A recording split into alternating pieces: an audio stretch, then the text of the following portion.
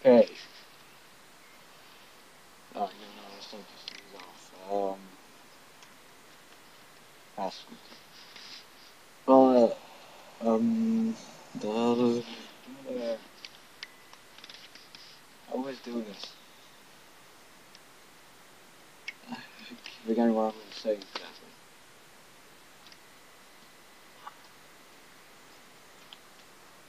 Uh, oh yeah, wait. Are you, are you still watching what WWE or Raw or something? Because well, you haven't probably noticed by now. And it's really getting worse and worse. I mean, I haven't actually watched it this week. And I always watch it like afterwards, after Monday on YouTube. And I don't really feel like watching this week. It just it's really just really, really not interesting at all. You see no way out, so we got like 3 matches. And by the way, it's probably gonna have like 4. I mean, probably Christian you face Cody Rhodes once again. Probably. I mean, it's the Cena and Big Show thing, which a rivalry they had in 2009, and just doing that again. Like, why? Why, why would you have Cena and Big Show once again in No Way Out? Like, storyline, I mean, you should have kept Big Show face, because, I mean, sure, he's like heel, but, yeah. Like, people already hate the Big Show. You're gonna hate him more if he's a heel. And, and of course, Cena, I mean, well, I still like Cena, but they really have to give him, like, all these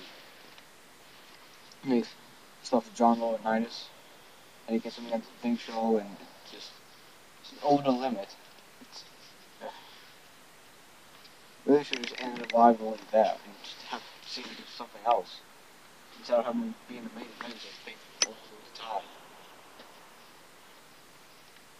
And of course, Punk and Bryan and Kane, and I just really don't care about it, even if CM Punk, Daniel Bryan, and Kane, like 3 of my all-time favorite superstars, even if they're not, I don't really don't care about it.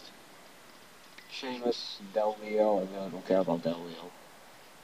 And there's something to look forward to in WWE. I mean, of course, there's probably 12 reasons I've got here, and why WWE is just getting worse. It's sucking, and everything. Number one, the tag team division. They just throw these tag team matches out there, and they don't. I mean, it's. I mean, the way to build up tag team division just does not look good at all. And the only good tag teams is title from Leo down Young a little bit. I don't really care for them so much. Hawkins and Rex, which they're on like NXT every week. I mean, since we need them on Raw and SmackDown, I'll keep them on NXT. I mean, this, and of course, this is nothing exciting in the tag team division. I mean, if you look at tag team champions right now, have that. It's just a big thrown together tag team with Kofi Kingston and R-Truth. Kofi Kingston, who's never been great at all. He's highly overrated, and R-Truth is getting worse every month. I mean, they don't even do anything. They just do an entrance, match, and just. I mean, back in the tag team division, like, there's nothing interesting going on. There's no storylines. It's just, you know, just tagging matches. I mean, the way tag team championship works is just tag champions go out and dominate the entire thing, and then they get a match, they lose it. Next week on Raw or SmackDown, well, Raw, it's always ends up being Raw. They lose the title to someone, the process goes on, just like that. And, like, if, like every single tag team match with Kofi Kingston, R-Truth, the tag team champions, I always end up falling asleep on it. It's so boring. And over the limit, I seriously, before the match even started, between Kofi, Truth, and Ziggler and Swagger, I just skipped my matches. Didn't care about it at all.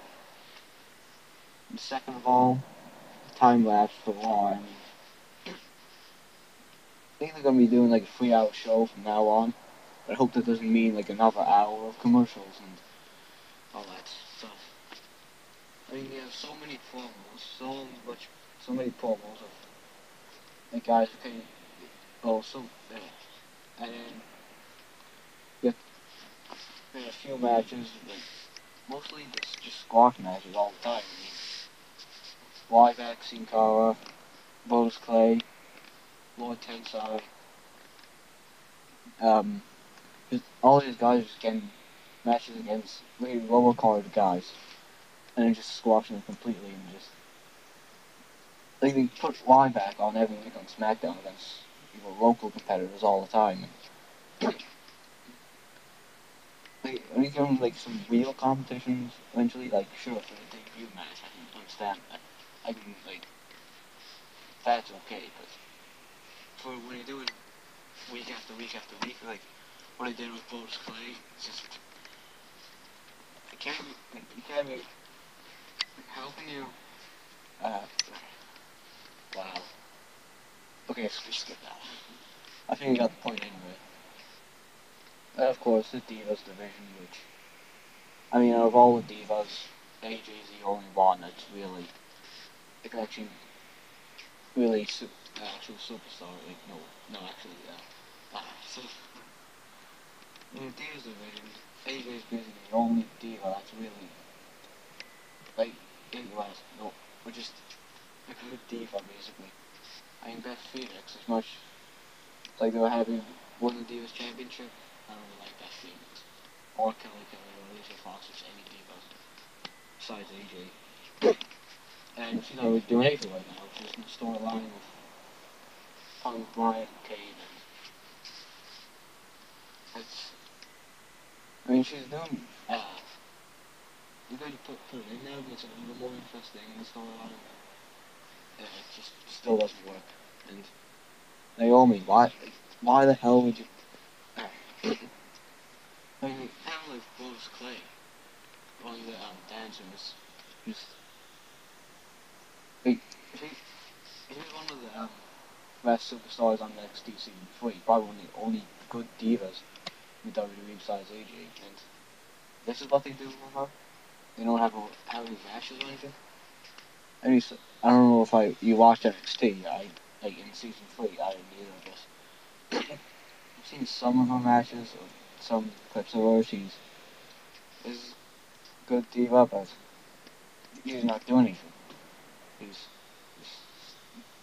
with Paul's Clay. That's it.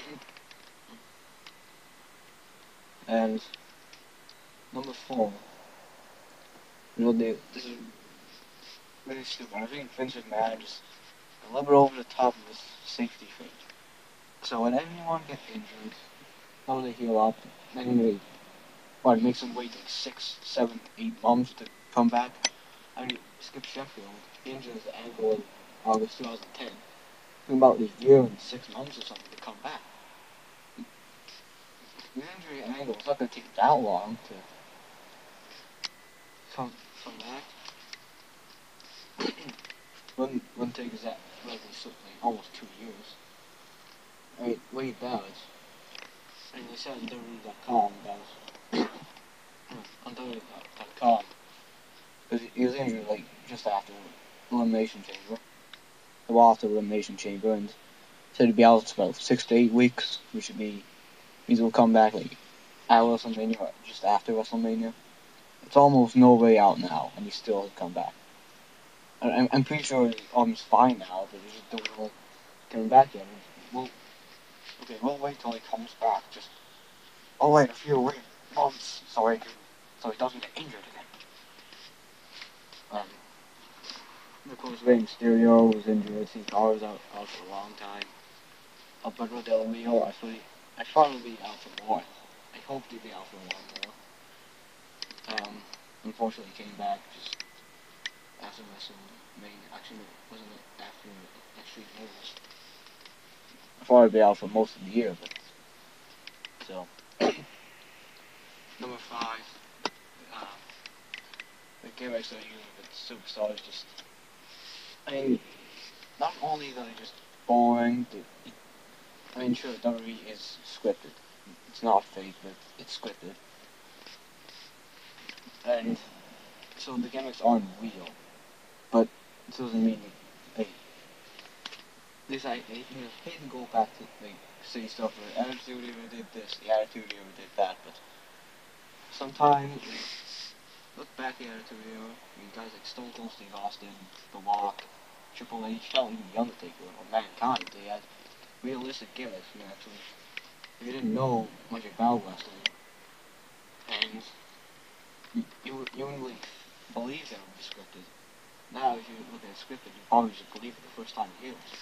I mean, you probably just deny it, but you get my point. I mean, for The Miz, and outside WWE, Miz is a great personality. He's really great on the mic outside of the WWE. So, and then they give him this gimmick where he's just a heel. He's super annoying. I mean, back in 2011, he's had some good promos outside WWE, like some of his interviews with WWE from at E3. He was really, he was actually more interested in promos in the WWE. I mean, they make him repeat himself over and over and over again. I mean, this is wasting his mic skills in the WWE. I mean, like, they just scrap his gimmick, give him his personality, do like David CM Punk, give him the mic and let him do whatever the hell he wants. And it would work a lot better. And of course, all the gimmicks they use are just boring. The exact wires, you try to base it off the like the Z-Tron story, but it's not working very good. Yoshi Tatsu's is just Jinder Mahal's. There's no blue spine to it at all. David Sandow is. I mean, David Sandow was a pretty interesting gimmick, but everyone else is just. And I've seen it a little bit. And number 6. Okay. I can say back to 2007. We had like the Santino was a heel. He was there for had a lot of humor for like crowd and who else would there be for that? I mean, Edge and it might as well count Edge and Christian in that. And I had quite a lot of superstars, and probably Big Dick Johnson, and I was there for the humor of it. Then we skip forward to PG era. Then we have Hornswoggle. So, hopefully I don't have to explain this. I mean, why keep Hornswoggle around? He's just terrible. He's not, he's trying to make him funny, but he's not funny at all. I mean, they really ruined him when they made me able to talk. After that, just the character went down completely. Not that it was still good back then, but of course, the great Khali, one of the worst wrestlers in the world ever. Before, there's no, you can't even talk to him, like, you can't even wrestle him, and they keep him around all the time. And Brodus Clay, I mean, Brodus Clay is a pretty good superstar, but I mean, seriously, the Funkasaurus? Really? Really? And number 7, fact that all the faces always seem to win all the time. I mean, from WrestleMania, besides Cena and Laurinaitis, I mean, all the faces are just dominating completely. All the heels. I mean, CM Punk is the WWE champion. He's a face. Sheamus is the World Heavyweight champion. He's a face. Santino Marella is the United States champion. Intercontinental champion Christian. Layla's the Divas champion. And tag team champions are R-Truth and Kofi Kingston. And there's not one heel as a champion. And I'm pretty sure that CM Punk is gonna win at No Way Out, and Sheamus is gonna win at No Way Out, and Cena's gonna win at No Way Out, and Christian will win at No Way Out if they have a match with Cody Rhodes. And they, I mean, in return of Brock Lesnar, they couldn't let him win or something because they had to have him lose Cena. Well, I guess that's good. I guess it makes sense a little bit. But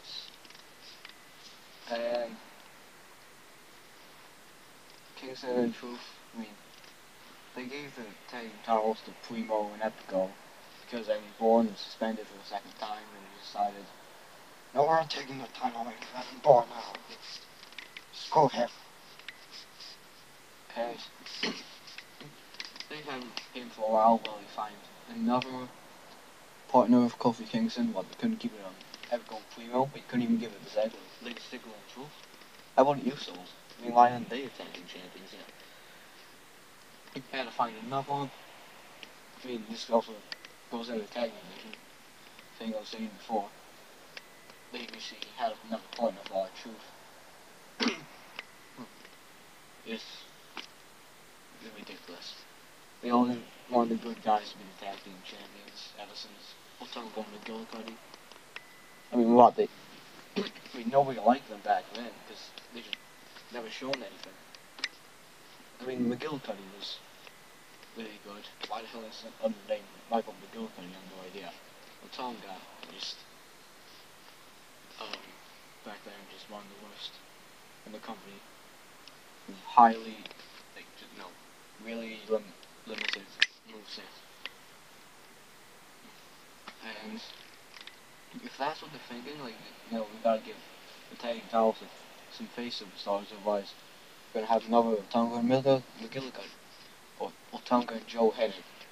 If I'm going to start remembering that, I'm going to call him that from now on. Michael McGillicuddy is just an insult. And that's not the case. It's the fact that Otunga and McGillicuddy was just a poorly made tag team. I mean, Heath Slater and Justin Gabriel, I mean, nobody liked Heath Slater. I'm a big fan of Heath Slater, and I like Justin Gabriel as well, but other people, no, they couldn't really care.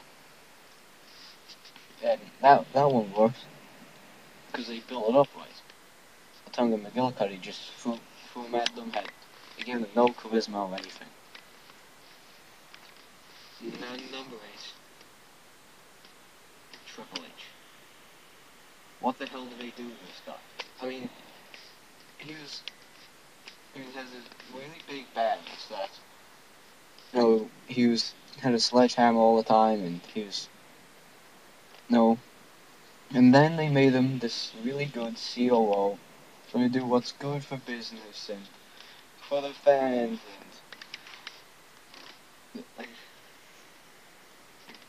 and from then on, I was never ever a Triple H fan ever again. Not that I already was before, but they just completely ruined him. I mean, I felt like I wanted to just go to Triple H and fire him if I was Vince McMahon. I mean, sure, I know he's not in charge. He is kind of in charge. He's doing some kind of job. I can't remember what it is. I think it's something to do with. Actually, I can't remember. But just because he's married to Stephanie doesn't mean he has to get this big, be in charge of everything, have this big job and all that stuff. And besides, why are they still having him I mean, they had Triple H and Undertaker once again. I mean, after WrestleMania 27, it was one of the most overrated, like, just a really overrated match between Triple H and Undertaker. Sure had some good moments, but it it just it sucked really. It was really slow. Undertaker hardly did anything. They just insulted Undertaker completely. It was just Triple H beating down Undertaker, and suddenly Hell's Gate, then it was over, and then Hell in a Cell match was pretty good, but Triple H is just he's just not really good anymore. And of course, number 9, the lack of new superstars being created. I mean, I think Lord Tensai decided just I guess they didn't see what was wrong with him, so they just put him back down with superstars and everything. And he lost against Cena on Raw, and of course they just stay with all the other guys all the time.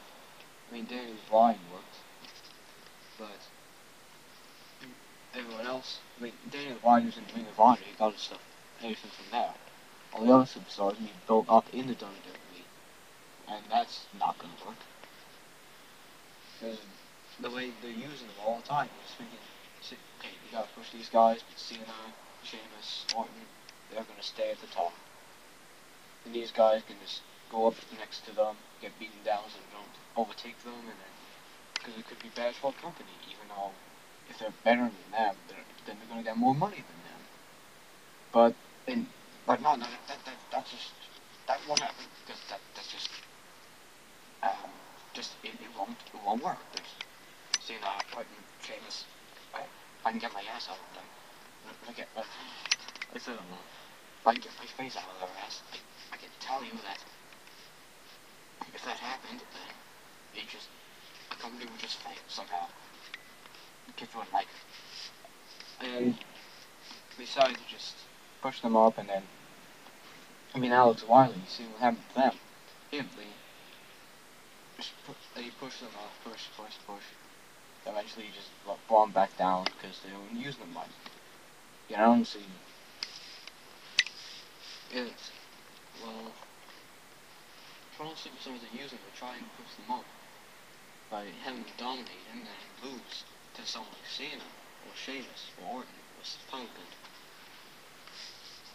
Well, it's not going to work if you do it like that. I mean, Ziggler, they really delayed his push.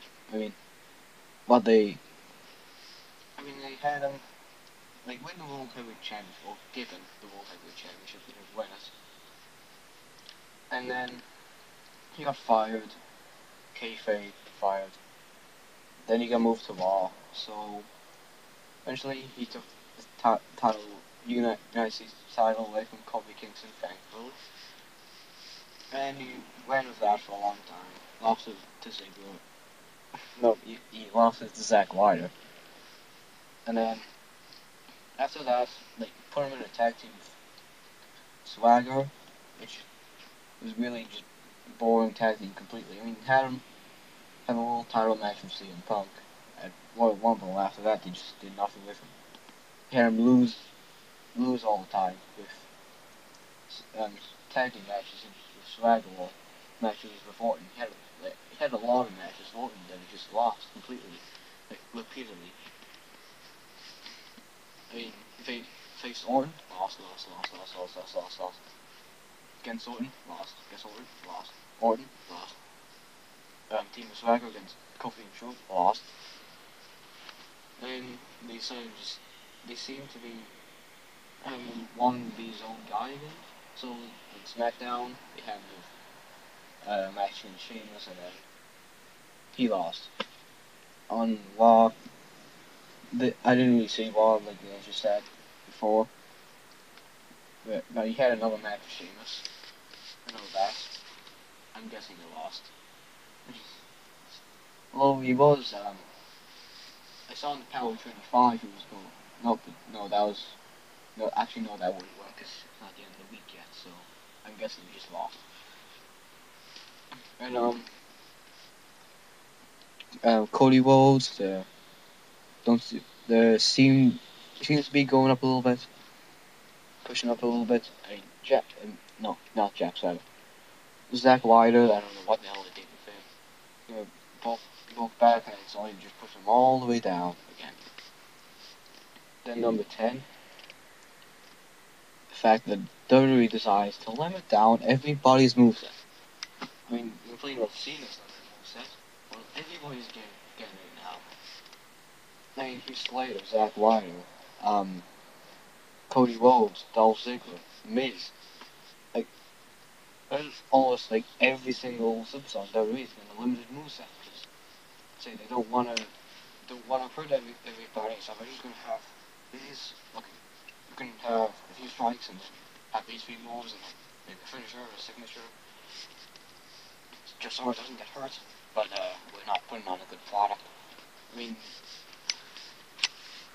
if you take down everyone's moveset, then how are we going to be interested in any matches? How are going to be good matches if nothing's being showed? I mean, if they, really, I mean, there's something like CM Punk and Daniel Bryan. I want to technical wrestler like, say, Tyson Kidd, Michael McGillicuddy. They have super low movesets. How are they going to... If they're a technical wrestler, that's basically you doomed in WWE because you're going to have a very bad moveset. And that's basically how everything goes now. They just decide to have a few moves all the time. It's so annoying because when do you see the Miz or Dolph Ziggler do anything anymore? Or Cody Rhodes? Or Christian? Since he's come back, he hasn't done much. Of course, I mean, with Ryback, Damien Sandow, even though Damien Sandow is really good, but Antonio Cesaro, Lord Tensai, or Tensai it's called now, they don't have a good moveset for them. They just do a few moves, a few strikes, over and over again, and that's basically it. And if you actually watch NXT, you may have seen some Tyson Kidd, Michael McGillicuddy, some of their matches. They hardly did anything, well, they did quite a lot, but they hardly did any moves. I mean, like Tyson Kidd, he really just did a few kicks and stuff. Michael McGillicuddy just strikes all the time, and they take everyone's moveset down. How can you know who's really actually a great superstar?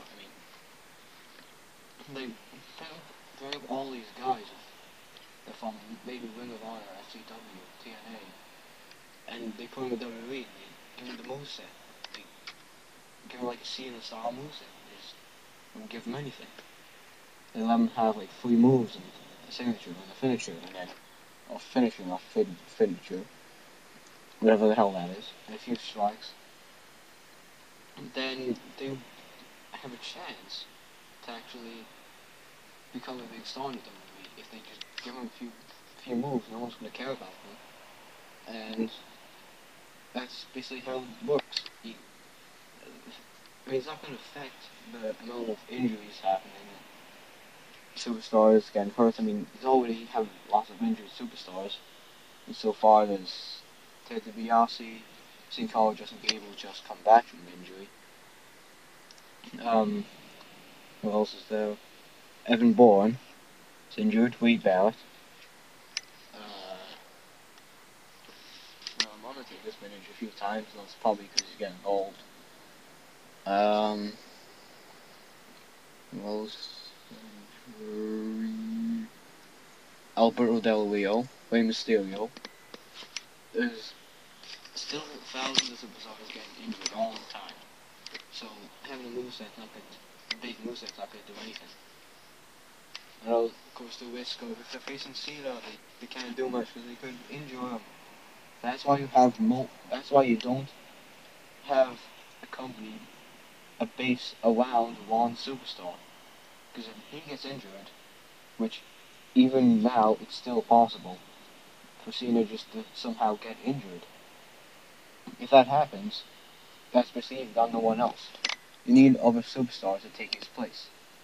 So you need other guys at the top, not just Cena and Sheamus and Orton and CM Punk. Because, I mean, of course, Orton, Jericho's been suspended. So, if Sheamus somehow goes down with an injury, while Alberto decides to just do something, what are you going to do for SmackDown? I'm sure you have Christian and Cody Rhodes that are in the feud for the Intercontinental title. You could move some people to SmackDown, or maybe that happens if we have no choice but to just abandon the roster completely and just have we have back in the attitude where everyone is on Raw and SmackDown. It's just a full roster. Because basically all your top guys in SmackDown is just gone. Because you only had like 4. And that's about like Sheamus, Alberto, Orton, and Jericho. Who else is big on SmackDown? I mean, and besides, all of them have a limited moveset now. And now, I kind of went on a little bit off topic, but I think I got something across there. Number 11. The matches they're putting on. I mean, some pay-per-view matches are pretty good. I mean, all the Divas matches, whether pay-per-view or not, they all suck. And the tag team matches, they all suck too. Though, from Raw and SmackDown, they're not doing anything there. They're full of squash matches. Full of Ryback, SmackDown. Ryback goes out, just squashes someone. Damien Sandow comes out, though I actually like Damien Sandow, he just goes out and squashes anyone.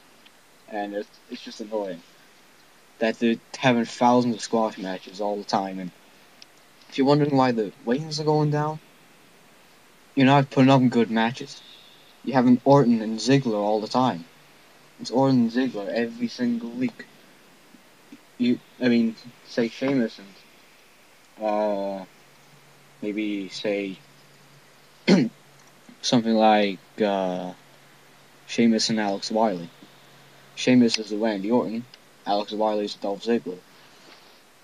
Even from the start, you know who's going to win. And all the matches last about 3 minutes and stuff. I mean, from this Raw, John Cena in the main event is fine, but against Michael Cole, really? I mean, sure. I mean, it was great to have our Over the Limit see John Laurinaitis just get beat up from John Cena, but Michael Cole last year, he drawn all the heat, got beat it out of him from Jerry Lawler. I love seeing Michael Cole get beat up, but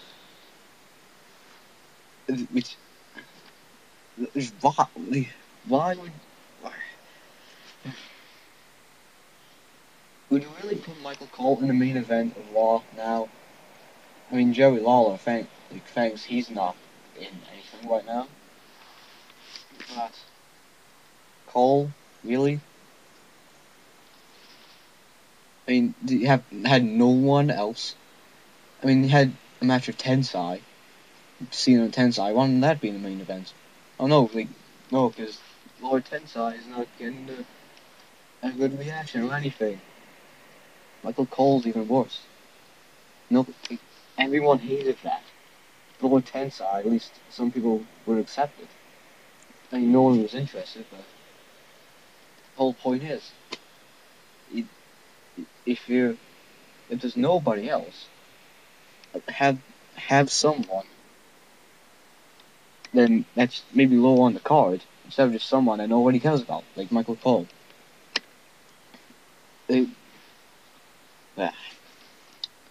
And now number 12 is, you've probably seen this coming from the start, because as soon as someone mentions the Attitude Era, you already know they're gonna say this. Just end the PG era. It's doing nothing for hurting the company. I mean, fine. Some people will say that although they're losing their Attitude Era fans, they're gaining new fans, like kids and stuff. Yeah, they are, but they're not getting as many fans. I mean, what the ranges from? Like, I guess people still watch the WWE who are like in their 20s or 30s or something. Still watch it, but mainly kids from just say 4 to 10 or to 11 or something, and then but it it's just it's not even PG anyway because they still have like still cursing in it and stuff. I mean, you still see blood and Cody Rhodes' theme. I mean, you should listen very carefully to it. Just I mean, after this video, instead of Cody Rhodes' theme, listen very carefully. I'm sure you can hear cursing in it. Maybe two curse words, probably. And I think it's PG. I mean, sure, they can't do as much in the Attitude Era, like there's big storylines and stuff. But from being with the PG era, they can't do anything with the storylines. They need the same thing over and over and over and over again. And of course, say if they like saying that the good guys always win, because if Cena loses all the time, then he's not gonna be happy. They're gonna start watching WWE because they just can't stand Cena losing all the time. If that's the case, then just get rid of the PG. I mean, sure, the Attitude Era was never coming back, but this possible chance of the Attitude Era 2.0, possibly. No, I don't think that's gonna happen. It's never gonna happen. Maybe something better, something maybe just nearly as good as the Attitude Era. I don't know if you can actually get something better in the Attitude Era because the Attitude Era was a really, really great era. And the ratings are going down completely. Everyone's gonna stop watching WWE because of this stuff that, I mean, Raw is a good example. They're just, I mean, you felt them all the time. Kids, sometimes the wrestling fans, they get bored from watching wrestling. They just get bored of it. It's just boring. Yet you still watch it because, you know, that maybe they like the promos or like John Cena or Sheamus or Orton and like all those superstars, and they still want to watch it. But through the matches, they're just bored and they have no reaction to it. Of course, if you're not wondering why that maybe it helps the sales because I mean sure people are going to be buying John Cena shirts and Sheamus shirts, and if they really like someone, you're going to get money from them because they're going to buy the shirts and merchandise and stuff. But some kids aren't allowed to buy merchandise, like WWE merchandise. But if you go back to the Attitude Era, when you had like the say that I think it was 18 to 39 range from fans, something like that, they're allowed to do whatever they want. They can buy a shirt if they want. They can do anything. And the crowd of like 18 to 39 people, like aged people, aged males, probably. Not yet. 18 to 39 aged males.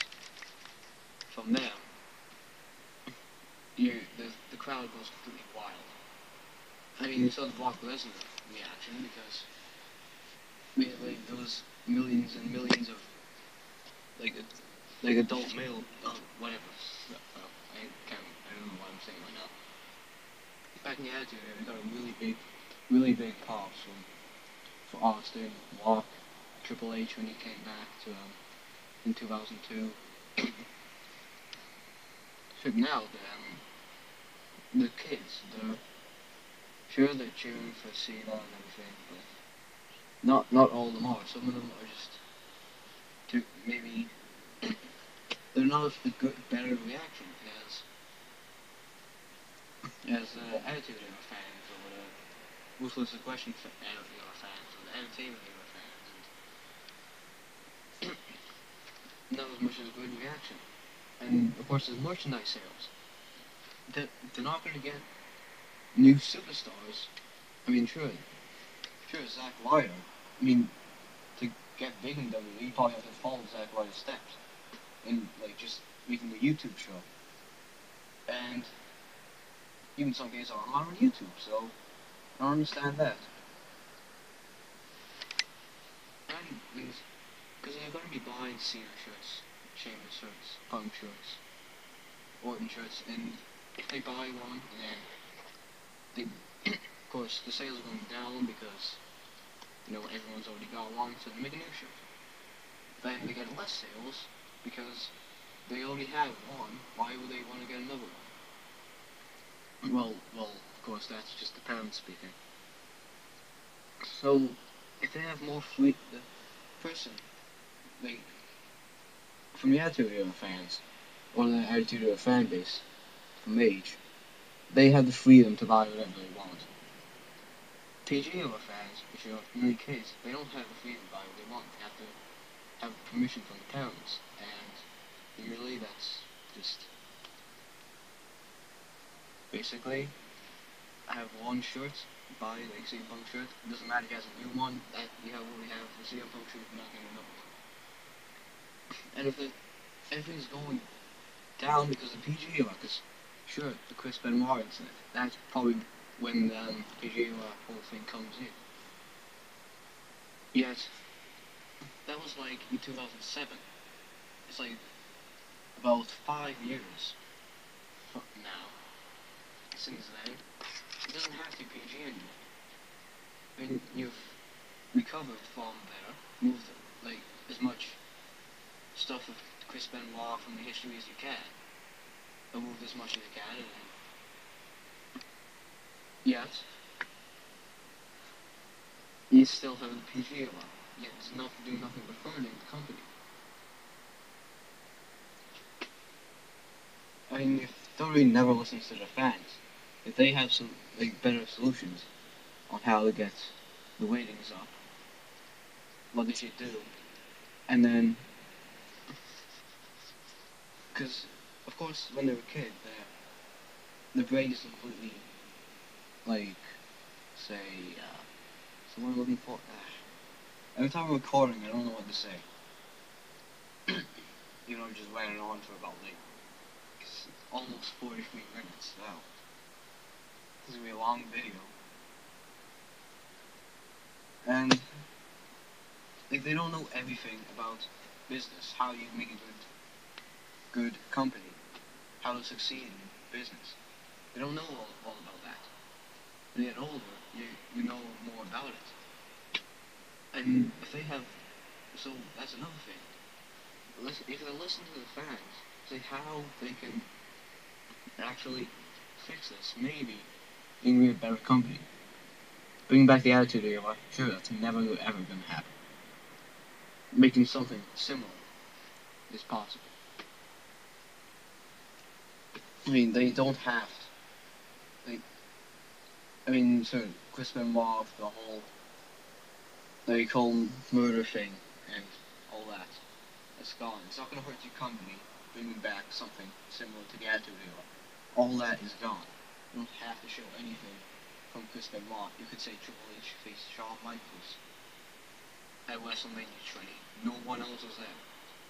It was just a one-on-one match. Triple H won. Randy Orton won the world title from Triple H, not Chris Benoit. You can say that as much as you want. Yet nobody's going to say, just because WWE is not PG and they have all this cursing, they're not safe. So obviously Chris Benoit was there. If it was PG, then you would believe it somehow. It's just how it works. And the Chris Benoit thing, sure, the drugs, you may just have to keep that, but that's fine because then it's good for health policy in WWE. Like banning drugs, but PG, it has nothing to do with the Chris Benoit thing. Just if this is the reason WWE went PG, and they think this is the way to go to succeed, well, look at the ratings for Raw. Look at what's happening. Go back to what you did from the Attitude Era. Do similar things to what you did there. Then you may succeed better. Once you get your fans back. I'm sure the Attitude Era fans are left in WWE. And I'm sure some people subscribe to some guys on YouTube from NoDQ.com off the Rope Show, and once they say that the Attitude Era could possibly be coming back, what they're doing in WWE and stuff. If some people subscribe to them and don't actually watch WWE anymore, maybe we'll get them back when they're watching WWE, and then they'll get other people back in WWE, and more and more and more, and it'll grow slowly but surely. PG Era, the same thing's going, just the exact opposite. It's going down. You're losing fans because of what you're doing. If you gotta figure out what fans are they not seeing and what they're wanting. You gotta look for what they listen to the fans, because at the end you're making this company for us to see, for us to watch. You can't just have everything your way, because that's not making it a good company. That's just doing whatever the hell you think is best. If the best thing is listening to fans, seeing what they want, trying to emulate what they're wanting, and that way you get the company more because they're seeing what they want to see. You may lose some fans, but you also gain fans. And if you're not gaining as much, then you should go and try other ways. Go back to what the fans you were getting before. Because not as many kids are going to be watching the WWE as much as the age from 18 to 39. For instance, like, PG is about like 4 to 12, 13-year-old people. To that age, probably. That's the fan base. 18 to 39, there's a big difference. There's a lot more. The fan base from age will be bigger, which means you get more fans. There's more people from that age who want to watch. So, this is how it works. The PG is just completely destroying WWE. And they keep, I mean, sure, TNA Impact's on PG, but they're failing. They have other reasons for that. But yeah, that's basically the whole land thing, kind of. Why WWE is getting worse about the thing. 48 minutes long. Wow. Oh, if you stay this long, that's great. Really appreciate that. Also, if you like this video, obviously, there's a dislike button. Oh, no, wait, ignore what you said. There's a like button down there. Sure, there's a dislike button down there. If you don't like the video, just press that. If you don't like the video, why should you be forced to like? And if you like this video so much, favorite and subscribe for more videos. So yeah, I'm thinking I'm gonna die right now. So yeah, end this now. Bye.